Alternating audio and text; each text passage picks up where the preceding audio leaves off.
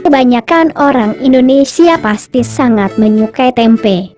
Tempe memiliki rasa yang unik serta memiliki harga yang murah di pasar.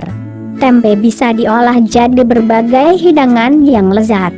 Makanan yang berasal dari fermentasi kacang kedelai ini gampang ditemukan dan harganya pun murah. Manfaatnya pun tak diragukan lagi untuk tubuh. Kita biasa mengolah tempe dengan cara digoreng ataupun dijadikan orek. Namun pernahkah Anda menggunakan tempe untuk dijadikan jus? Terdengar aneh, namun ternyata salah satu cara terbaik menikmati tempe ternyata ialah di jus, loh. Bahkan jus tempe ini disebut lebih sehat dibandingkan yogurt. Benarkah demikian? Mari kita simak fakta dan cara buatnya berikut ini. Manfaat jus tempe. Mendengar jus tempe pasti yang ada di benak adalah rasanya yang aneh. Namun, ternyata tempe bisa dijadikan jus dengan dicampurkan bersama buah-buahan segar, loh.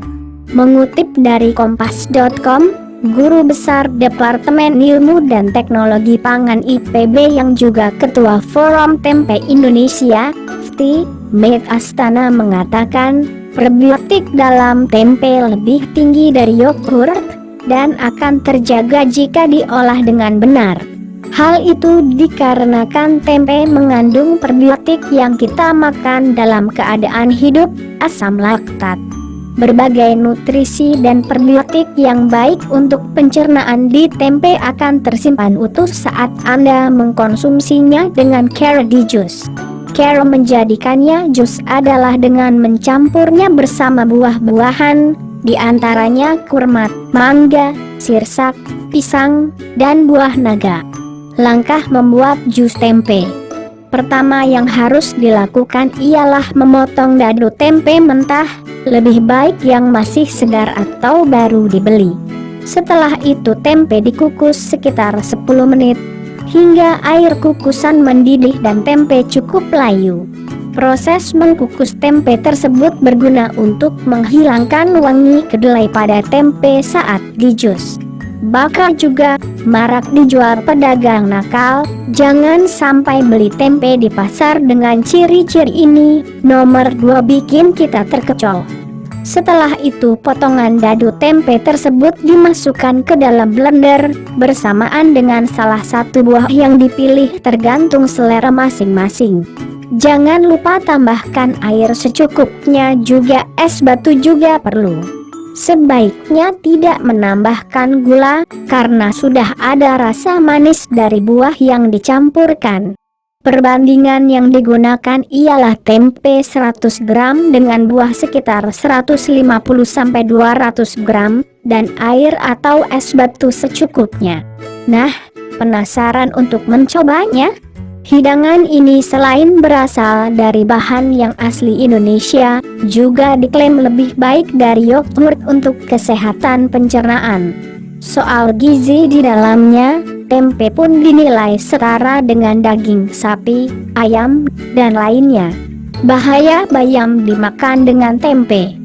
Dr. Endang Budiati, salah satu dokter swasta di Bandar Lampung, mengungkapkan ada suatu kandungan di dalam bayam dan tempe yang ternyata berbahaya bila dikonsumsi bersamaan. Bayam mengandung oksalat, sedangkan tempe yang terbuat dari kacang kedelai mengandung kalsium, papar Endang seperti dikutip dari Tribun Lampung. Oksalat dan kalsium inilah yang apabila dicampurkan akan berbahaya bagi tubuh.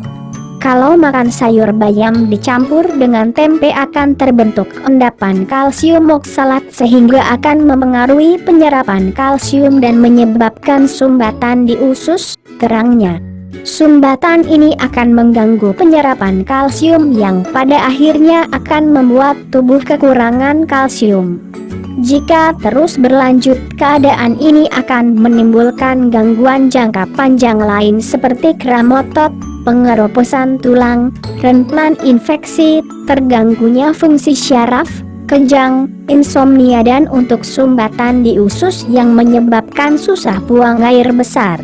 Namun bukan berarti kamu sama sekali tak boleh mengonsumsi kedua makanan ini.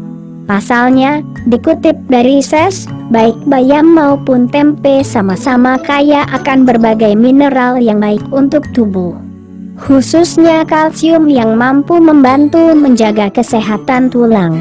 Sementara itu, oksalat ternyata bukan sepenuhnya berasal dari bayam atau sayuran hijau lainnya. Sebab oksalat sendiri merupakan sejenis senyawa yang terbentuk dari apa yang kita makan, khususnya sayuran dan buah-buahan. Saat bayam dikonsumsi dalam jumlah yang tidak berlebihan, pembentukan oksalat tidak akan membahayakan kesehatan karena pada akhirnya akan ikut terbuang saat buang air besar. Penelitian juga menunjukkan bahwa seseorang harus mengurangi asupan makanan tinggi oksalat dan mengonsumsi lebih banyak makanan yang kaya kalsium.